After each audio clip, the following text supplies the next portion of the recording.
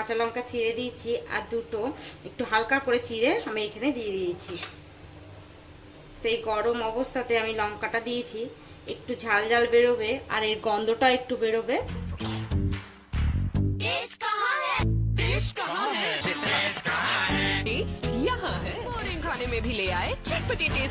নমস্কার বন্ধুরা, সবাই কেমন আছেন? আশা করি ভালো আছেন। তো আজকের আপনাদের কাছে আমি নতুন ভিডিও নিয়ে এসেছি, ঝাল রসগোল্লা।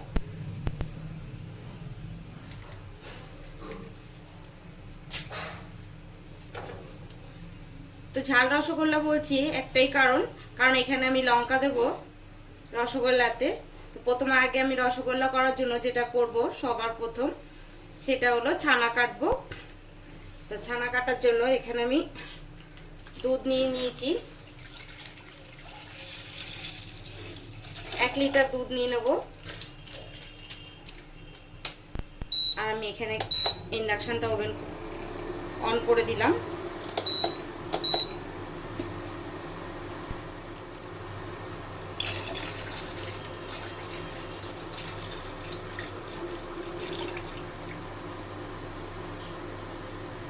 ছানা কেটে নেব। তো দুধটা জাল হওয়ার অপেক্ষায় থাকলাম। এটা আমার ঠান্ডা দুধ, ওর জন্য আমি একটু নাড়িয়ে দেব, নাহলে নিচে লেগে যেতে পারে। দুধটা আমার জাল হবে। এবার আগে বলেছি ঠান্ডা দুধ যদি কখনো জাল দেন একটু নেড়ে চেড়ে দেবেন, না হলে নিচে লেগে যেতে পারে। তো দুধটা আমার ফোটার অপেক্ষায় আমি রইলাম। দুধটাকে একটু আমি নাড়িয়ে চাড়িয়ে নিচ্ছি ভালো করে, যাতে কাঁচা গন্ধটা না আসে। বেশি জাল করা যাবে না দুধটা। দেখুন দুধটা ফুটে গেছে। এই অবস্থায় আমি ইন্ডাকশানটা অফ করে দেব। আমি আগেই বলেছি খুব একটা জাল দেওয়া যাবে না। এটা একটু হালকা একটু নাড়ি চাড়িয়ে একটু ঠান্ডা করে নেব। এখন আমি একটা বাটি নিয়ে নিয়েছি। দেখুন এই বাটিতে আমি 2 চামচ ভিনিগার দিয়ে দেব আর একটু জল দিয়ে দেব। ভালো করে গুলে এবারে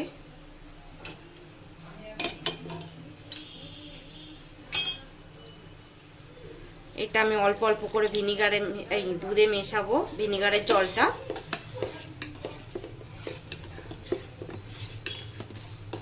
অল্প অল্প করে দিতে হবে আর এটাকে মেশাতে হবে।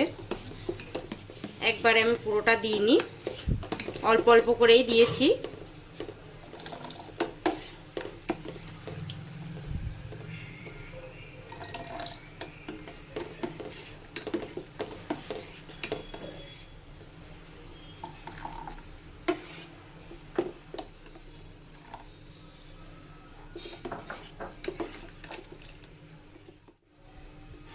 তো দেখুন এখানে ছানাটা কেটে গেছে। আমি যা আগে ভিনিগারের জল বা ভিনিগার নিয়েছিলাম তাতে ছানাটা কাটিনি, আমার আরেকটু ভিনিগার লেগেছে। এবার দেখুন সুন্দর কেটে গেছে। এবার আমি ছানাটাকে ঢেলে নেব, জলটাকে ঝরিয়ে নেব ছানার। একটা গামলিতে আমি ছাঁকনি নিয়ে নিয়েছি আর ছাঁকনির মধ্যে আমি এই সাদা কাপড়টা দিয়ে দিলাম।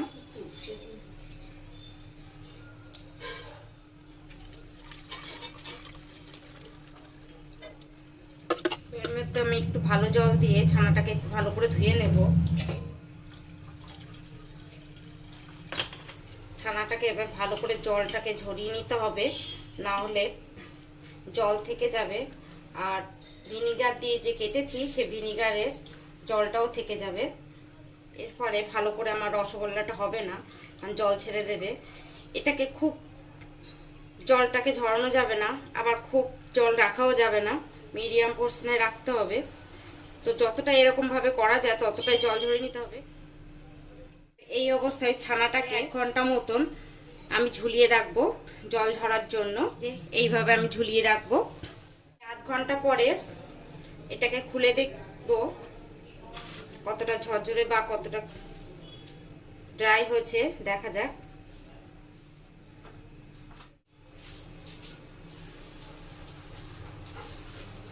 দেখুন কত সুন্দর ঝরঝরে হয়েছে। তো এটাকে এবার একটু ভালো করে মেখে নিতে হবে। ছানাটাকে যতটা ভালো মাখবে তত ভালো রসগোল্লা হবে। তো এটাকে আমি ভালো করে আগে মেখে নেব, তারপরে একটা একটা করে উপকরণ এর সঙ্গে মেশাবো। আগেই বলেছি ছানা যখন ভিনিগার দিয়ে বা লেবু দিয়ে মানে কাটবে তখন ভালো করে জল দিয়ে, সাদা জল দিয়ে ভালো করে ধুয়ে নিতে হবে, না হলে কিন্তু টক ভাবটা থেকেই যাবে মিষ্টির মধ্যে বা ছানার মধ্যে। তো এবার আমি ছানাটাকে এখানে নামিয়ে নিচ্ছি আমার মাখার সুবিধার্থে। তো প্রথমে আমি ছানার মধ্যে 2 চামচ ময়দা দেব। এবার ময়দা দিয়ে এটাকে ভালো করে মেখে নিতে হবে। ময়দা দিয়ে মাখার পরে এরপরে আমি দেব, এখানে দেখুন আমি কিছু কাঁচা লঙ্কা, আমি 7 পিস মতন কাঁচা লঙ্কা নিয়েছি। তো এখানে লঙ্কাটা দানা ছাড়িয়ে ভালো করে বেটে নিয়েছি। তো এটাকে আমি নিয়ে নিচ্ছি। যেহেতু আমি বলেছি সবুজ রসগোল্লা বা ঝাল রসগোল্লা, ওর জন্য আমি লঙ্কা বাটাটা এখানে ব্যবহার করেছি।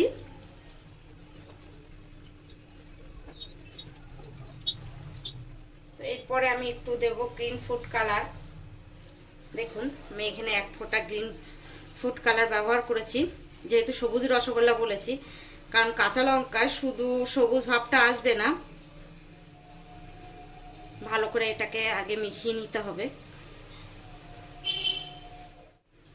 তবে সব শেষে দেব আমি বেকিং পাউডার। এই দেখুন আমি অল্প 1 চামচের 4 ভাগের 1 ভাগ আমি বেকিং পাউডার দিয়ে দিয়েছি। তো এবার ভালো করে এটাকে মেখে নিতে হবে। তো দেখুন এখানে আমি ভালো করে মেখে নিয়েছি। তো এবার আমি রসগোল্লার আকার দেব। আপনাদের যেরকম সাইজের করা ইচ্ছা সেরকমই করবেন, আমি এরকম সাইজের করছি। আমি এখানে 8টা করেছি। আমার 1 লিটার দুধে 8টা হয়েছে। এখানে আমি একটু হাতে ঘি ব্রাশ করে নিয়েছি।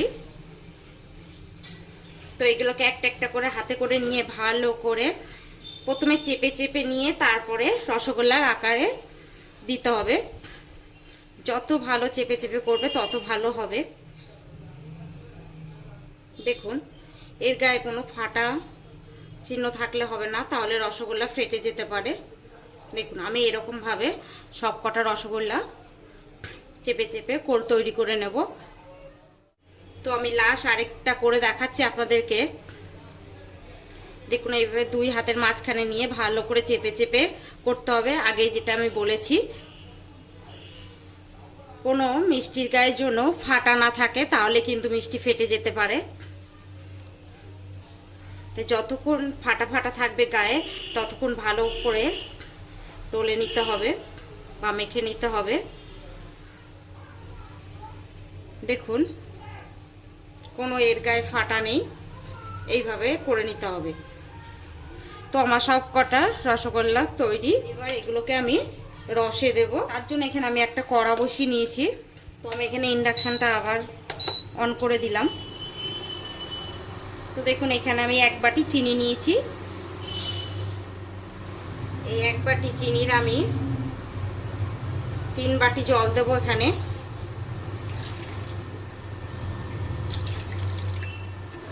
তো এটাকে আমি ভালো করে চিনিটাকে জলের সঙ্গে মিশিয়ে দেব আর ফুটে ওঠার অপেক্ষায় থাকবো। এখানে আমি 1 কাপ চিনির সঙ্গে 3 কাপ জল ব্যবহার করেছি, কারণ এখানে ফোটার পরে অনেকটা জল কমে যাবে, ওর জন্যই। দেখুন এখানে ফুটে উঠেছে। এবার আমি একটা একটা করে ছেড়ে দেব। তখন আমি এখানে একটু আঁচটা একটু কমিয়ে নেব।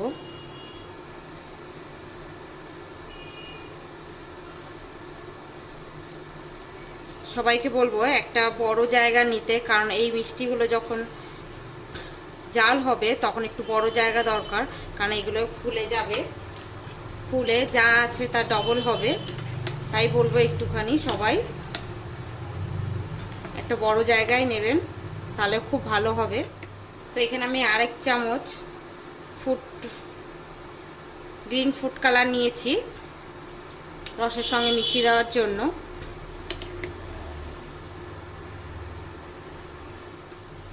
এই অবস্থায় আমি একটু ঢেকে দেব কিছুক্ষণের জন্য, মাঝে একটু নাড়িয়ে দেব,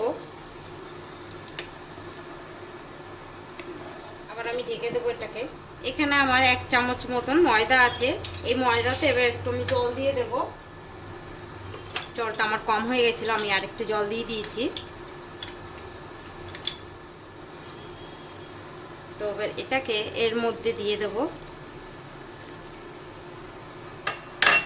তারপর একটু নেড়ে চেড়ে দিতে হবে।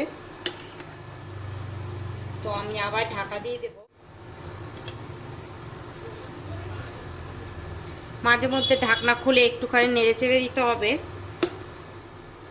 এই ফেনাগুলোকে একটু ফেলে দিলে ভালোই হয়, কারণ এগুলো মিষ্টি খারাপ করে দিতে পারে। তা আমি যতটা পারবো ফেলে দেওয়ার চেষ্টা করব।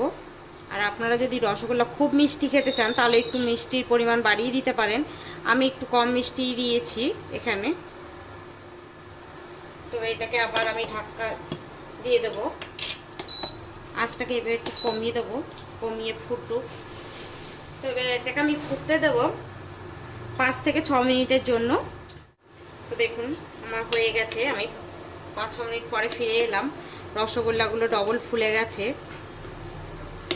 তো হয়েও গেছে। এগুলোকে আবার আমরা নামিয়ে নেব। তো আমি এখানে ইন্ডাকশানটা অফ করে দিয়েছি। তো বের আমি নামিয়ে নিচ্ছি এগুলোকে।